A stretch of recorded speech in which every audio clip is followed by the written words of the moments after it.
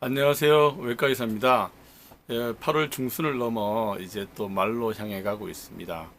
오늘 제가 말씀드릴 환자는 최근에 좀 한 달 넘게 입원했던 환자인데요. 설명을 드리자면 한 5, 6년 정도 계속 이제 식사하는데 많이 목에서 걸린다고 해서 어려움을 겪었던 환자분인데 그 5, 6년 동안 그렇게 지내시다가 최근에 그 빈혈이 생겨서 빈혈이 있다고 해서 그 내과로 가셨어요. 그래 내과에 가셨는데 내과에서 이제 성인이 빈혈이 있으면 우리 일단은 우리 위장이나 큰 창자나 이런 곳에서 어떤 암이라든지 이런 게 생겨서 피가 나는 것이 아닌가를 생각하거든요, 우선. 그리고 물론 뭐 철결핍성 빈혈 이런 것도 생각해 보고 그래서 혈액내과도 보고 했는데 중요한 것은 이렇게 이제 위장의 병이 의심스럽고 하면 내시경을 해봐야 됩니다. 그런데 이 환자분이 5, 6년 전부터 식사하기가 어렵다고 했잖아요. 그래서 내과에서 이제 내시경을 하려고 위내시경을 해보려고 들어가 보니까 식도가 이제 좁아져 있는 거예요. 식도가 이렇게 좁아져 있어가지고 내시경이 통과를 하지 않는 겁니다. 그래가지고 위장을 검사할 수 없었어요.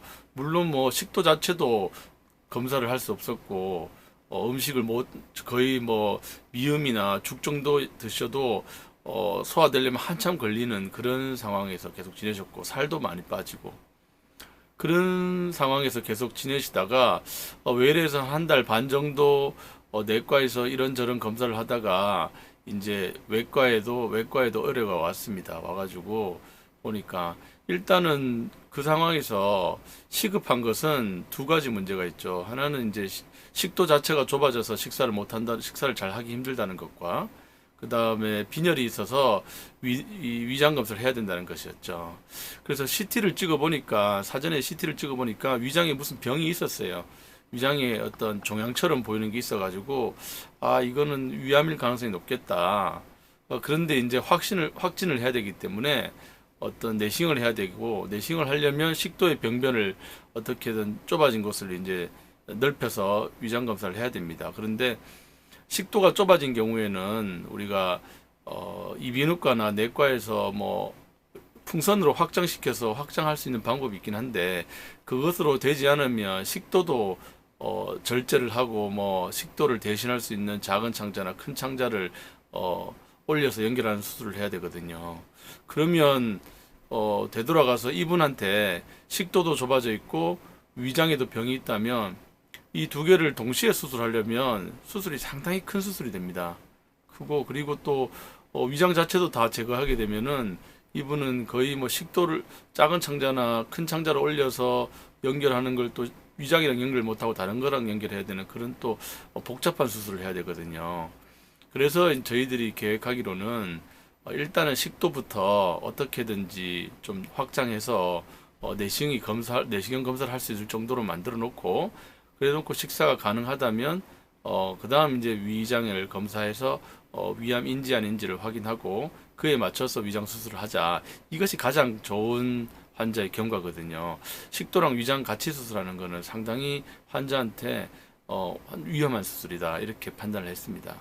그래서 이제 입원해서 이비인후과에서 내과에서 위내시경으로 넓히기는 좀 어렵다고 판단해서 이비인후과에서 식도를 검사하면서 넓혔습니다. 다행히 이비인후과에서 레이저나 이런 것을 통해서 좁아진 부분을 넓혔습니다. 넓혀가지고 다행히 또 그날 넓힌 당일날 바로 그 수술장 내에서 내시경을 바로 시행했습니다. 시행해서 위장의 병변을 확인했죠. 뭐 안타깝게도 위암이더라고요. 그래서 그 수술한 다음에 한 일주일 정도는 최근에 많이 못 드셨기 때문에 식사를 어느 정도 시키고 영양 보충을 좀 한 다음에 위암 수술을 했습니다. 그래서 들어가서 위암 수술을 잘 했습니다. 잘 했고 뭐 위암이 좀 심하긴 했어요. 심하긴 했지만 그래도 이제 육안적으로 보이는 어떤 임파선이라든지 이런 거를 다 제거하고 수술을 종결했습니다.